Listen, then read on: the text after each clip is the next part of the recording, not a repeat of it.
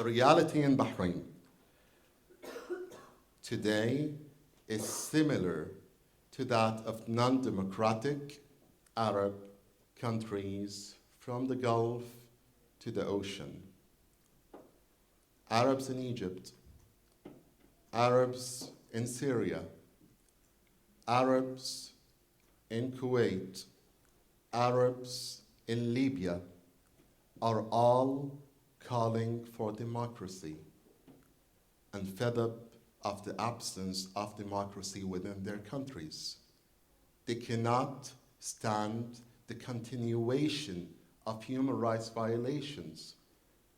And they're looking for true participation in deciding the future of their countries. So Bahrain is no exception. In fact, what happened in Bahrain was very much influenced by Tunisia and by Egypt.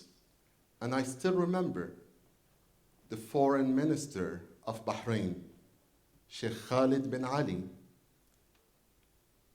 delivering a statement in the national press saying that the fall of Hosni Mubarak will mean the fall down of the entire Arabic tent. Will mean the fall down of the entire Arabic tent. So it's very similar, and it's very much the same situation which is lived in other non-democratic Arab countries. This led to huge demonstrations on the 14th of February 2011, whereby Bahrainis were calling for demands which are driven by a belief that they deserve better, they deserve democracy. And it's time to create a true transformation from dictatorship towards democracy.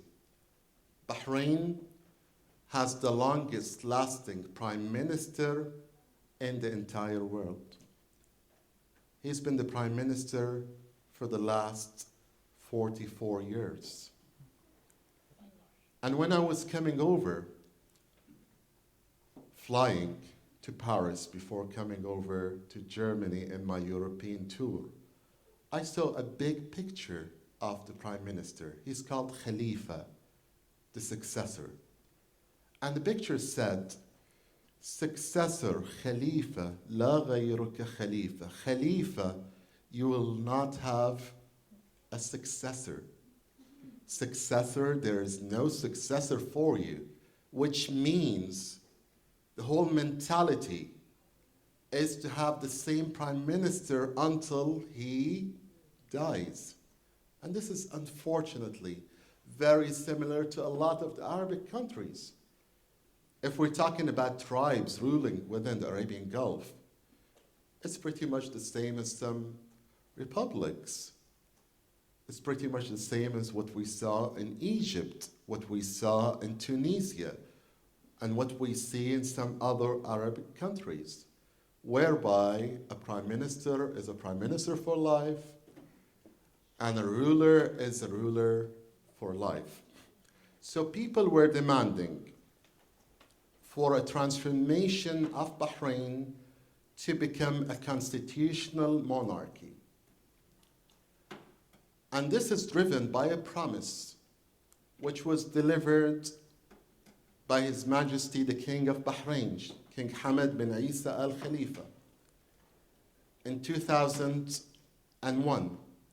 In 2001, he promised us before a referendum to become a kingdom, to become transformed from an emirate towards a kingdom.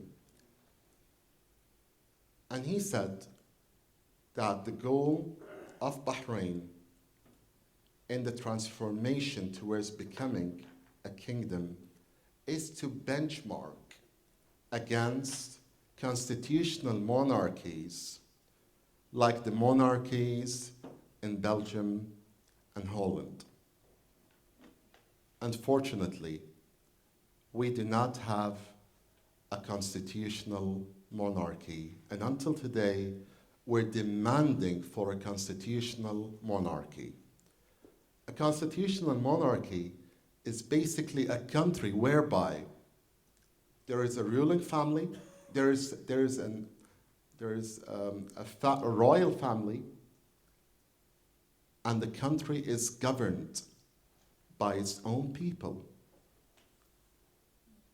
Can you imagine a country which has 19 major ministries,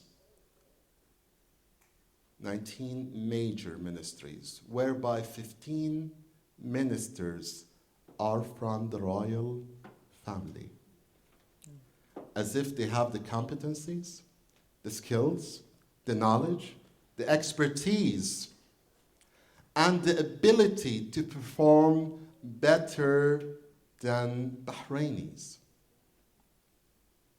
So what we demanded for as an entire nation, I'm talking over here as a religious freedom defender and a human rights defender, but I'm part of a nation. I'm a Bahraini at the end of the day. What we demanded for is to become a true constitutional monarchy, whereby our government is elected by the people, and at the same time respecting the existence, the privilege of the royal family. These were the demands of the majority of Bahrainis. However, Bahrain decided to crush down these legitimate demands and to crush down initiatives which were leading towards fruitful dialogue between social powers and moderates within the regime. And this led to the imprisonment of more than 4,000 Bahrainis. It led to the demolition of 38 mosques. 38 mosques were demolished by the regime. At that time, I was personally in prison, and I remember an officer calling me and telling me, Sheikh Maytham, the mosques were demolished. So when I went back to my prison cell, I spoke to a lawyer, a prominent lawyer, who was with me in the same cell. And I told him it's impossible to do that. I think he's just trying to impose emotional pressures upon us. I did not think, since we were incomplete, I didn't see my lawyer for up to 7 months. The first time I saw my lawyer was when I left prison. That was the first time I met my lawyer. So I thought it was almost impossible to do that. The question is, why did the government of Bahrain demolish 38 Shia mosques? Is it because there's a conflict between Shias and Sunnis in Bahrain? That's a big question. Is there a conflict between Shias and Sunnis in Bahrain? Absolutely not. There's a conflict between people demanding for democracy and a government which has been appointed for the last 44 years. People who are demanding for participation in that government, and a government which has been in place for the last 44 years. So the government intended to ignite sectarianism in order to create international alignments and local alignments and build up loyalists who would be driven by a sectarian mindset. However, the demands in Bahrain are democratic demands for Shias, for Sunnis, for Sufis, for seculars, for Islamists, etc., etc. And this was very clear to all our international friends who have visited Bahrain. And it is clear today as well for whoever I've met in this tour. I don't know if I have time left. Go ahead, all right. I'd like to thank you for that. The important point I'd like to state over here is that the government of Bahrain refuses to have a peaceful transition towards democracy. They refuse to create space for meaningful dialogue which will lead to fair representation of Bahrainis, regardless of tribe, regardless of race, and regardless of ethnicity or sect. This is what we're calling for at the end of the day. We're calling for the national identity to become superior to other identities like the sectarian identity, like the political identity, or other identities. We're all Bahrainis at the end of the day.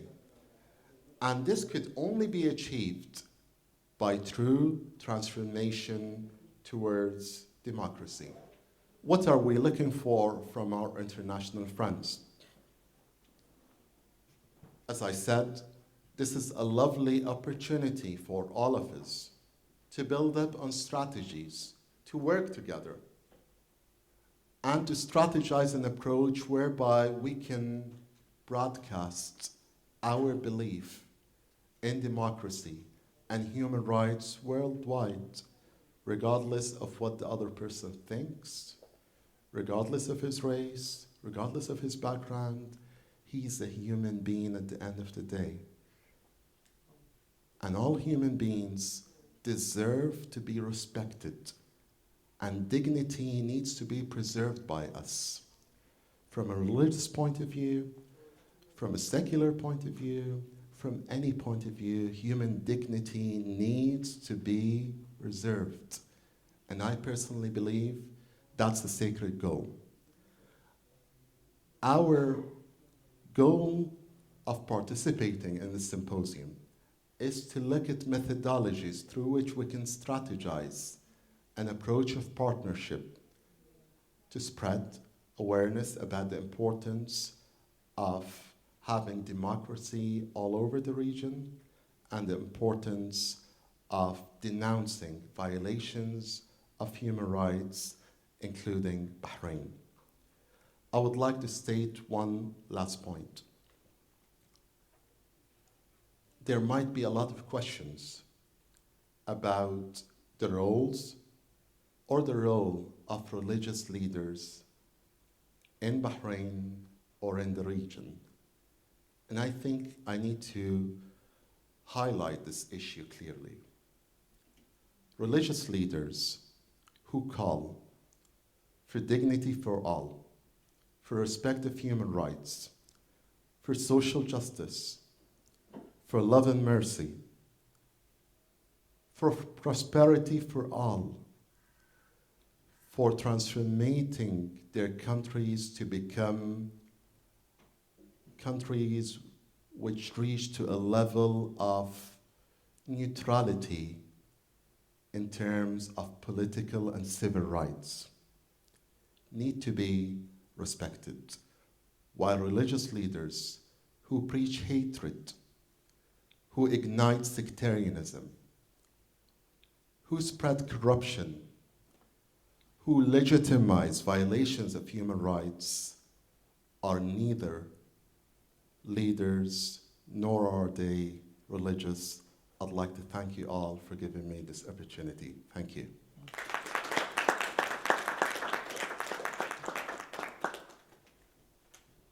Thank you very this international speaker special presentation.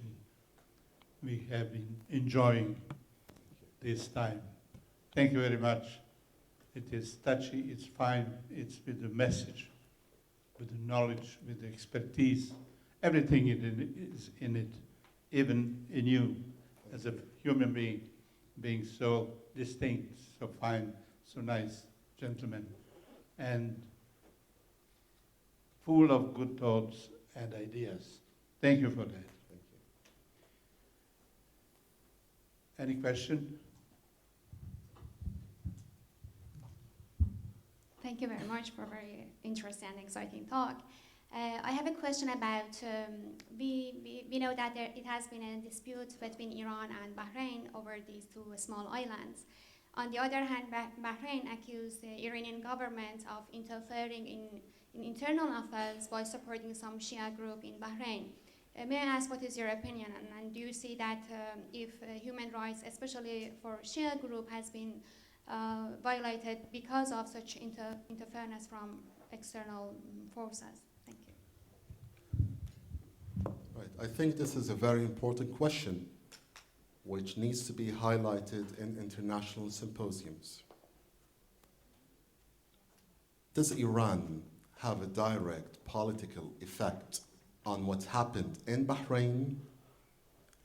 And how do the people of Bahrain view the influence of Iran, regardless of sect and regardless of ethnicity? This is a very important question which needs to be highlighted. The answer to the question, first part of the question, which is the Iranian intervention, according to the International Independent Commission, which was assigned by King Hamad bin Isa Al Khalifa to investigate in the crisis in Bahrain, it was clear, according to the commission, that Iran had no influence at all with what happened in Bahrain. What happened in Bahrain was influenced by the Arabic Spring. This should be very clear. In fact, if we look at the dates, the date for the 14th of February, and if we look at the building up of the momentum and the motivation, it's very much linked to what happened in Tunisia and what happened in Egypt. This as well was backed up by the hearing which was held for the American ambassador in Bahrain in the Congress, whereby he stated that it is completely clear for him that Iran has no intervention at all with what happened in Bahrain. And according to a recent report which was issued by the US Commission for International Religious Freedom, recently, just I guess a month and 6 to 7 weeks ago, they stated clearly that Iran has no intervention in Bahrain. How do we view this matter? We do not want Iran or any other country to have an intervention in Bahrain. However, and I'm seeing a lot of international figures over here, we're asking and we're calling for international support and pressure to stop human rights violations and to allow us to reach towards true democracy in Bahrain. Thank you.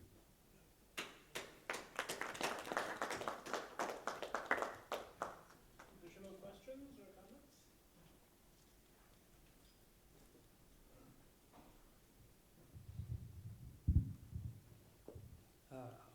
I think the free world will not help in stopping human rights violations. You know, the benefits of the countries is deciding this. Because we have 300,000 people killed in Darfur and 2 million people lost their houses. This is now 10 years past without any the world. I think the people themselves should help themselves. And I would like to ask you, which democracy we are seeking for? Indian democracy or American democracy or South Africa democracy? All right. Right. Thank you. I appreciate your questions. With regards to the first question, you believe, according to your proposal over here, that the international community will not support us towards achieving a democratic transformation.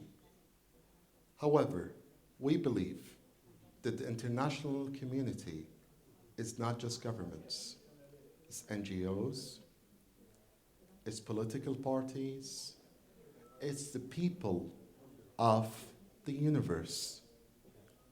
And as a human being who believes in equal rights and equal dignity of each and every being, regardless of his race or religion or nationality, we believe, and I believe, that we should rely on one another in achieving our mutual goals. We should have a sacred goal in this universe, which is to create peace, to end violence, to end wars.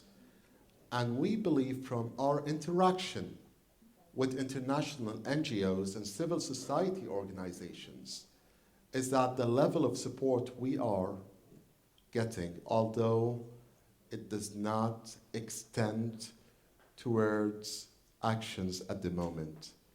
It's only denouncement of violations of human rights. It's the first step towards exerting more and more and more pressure on Bahrain towards achieving that goal. So we will remain positive in dealing with the international community. And as far as achieving our rights without reliance, I'm not sure if you're pointing out to violence over here. We have two choices, either violence or non-violence. And I believe non-violence would not enable the regime to stop the people from demanding for democracy. Violence, will not enable the regime to stop people from demanding for democracy. And violence is not the right strategy to achieve democracy and peace anywhere in the world. So we are very much driven by a spiritual belief which is embedded in our hearts to follow a non-violence methodology to achieve democracy in Bahrain.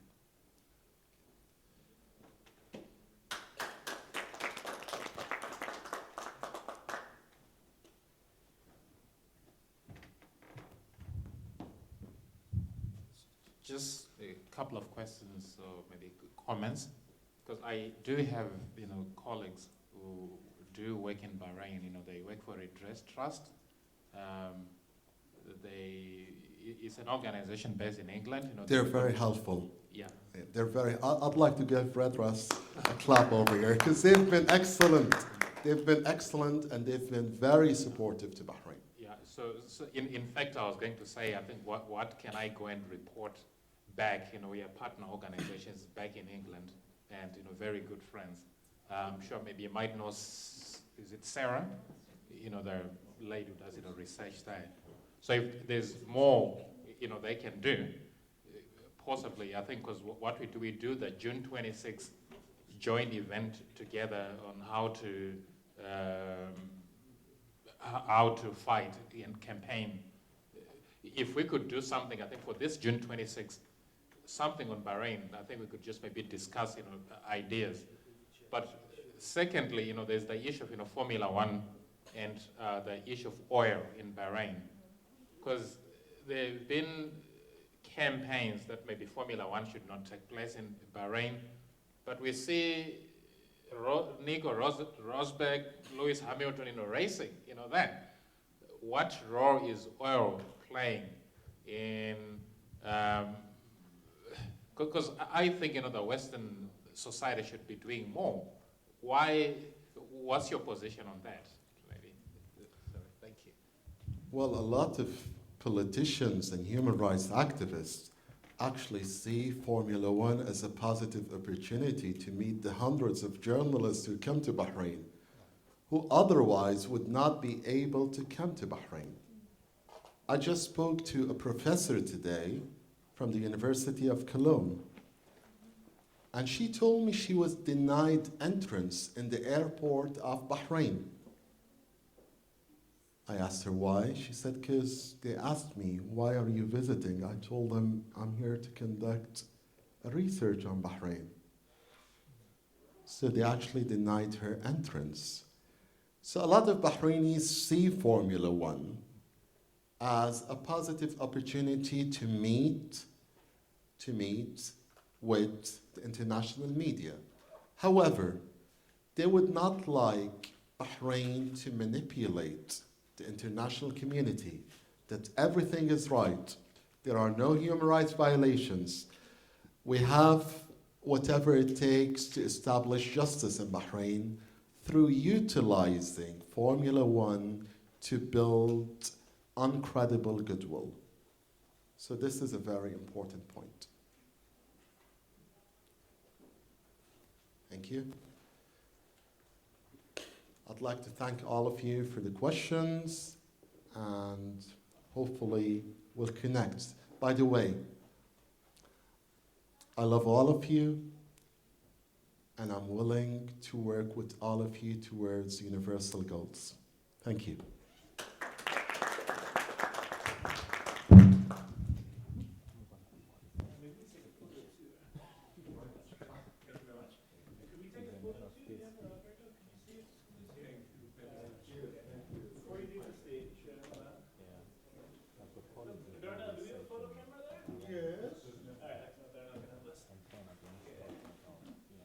Okay, 1 second.